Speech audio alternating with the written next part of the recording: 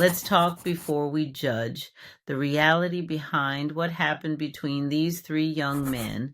All right, y'all, before we dive into Texas law and the situation involving these three young men, let's just pause for a second and think about what really happened here.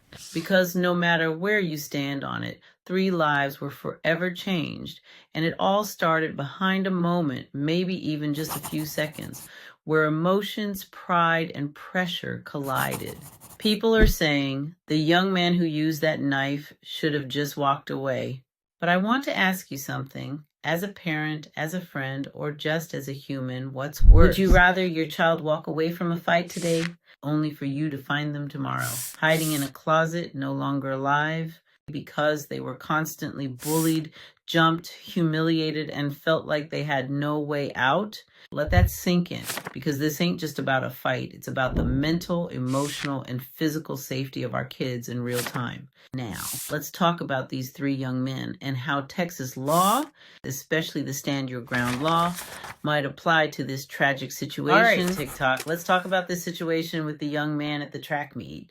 Because I see the news in the comments, and it's clear a lot of y'all don't understand Texas law, specifically Stand Your Ground. Young man under school tent, coach gave permission. Twin brothers approached, told him to move. They grabbed his bag, then grabbed him. Now pause. That's assault. That's physical aggression. That's a threat. Now pause. That's assault. That's physical aggression. That's a threat. Texas law says if you're somewhere you have a legal right to be and someone comes at you physically, you do not have to run. You do not have to retreat. That's called stand your ground. If you believe they're about to seriously hurt you, you can defend yourself, even if that means deadly force. That young man was outnumbered. They put hands on him. He reacted.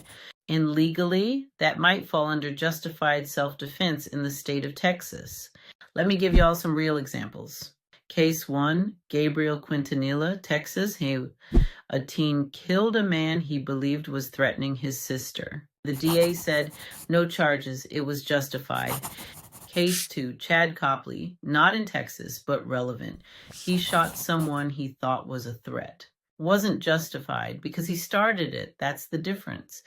Listen, a lot of our youth are being painted as violent when all they're doing is trying to protect themselves. And in Texas, the law says you have the right to do that. All right, listen up. We're diving into something crucial today. You know those laws that are supposed to protect our kids and keep our neighborhoods safe? Well, they're not always crystal clear. But here's the deal. Understanding them is power. I'm breaking it down piece by piece so we can all be in the know.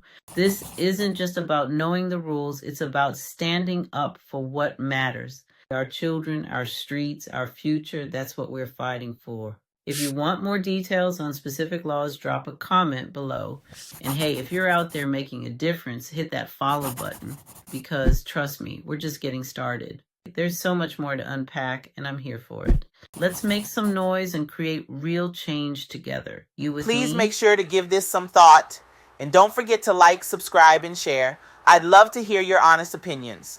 Be sure to follow me on YouTube, Instagram, and TikTok at #EricaTrinell_ and ThericaTrinell_.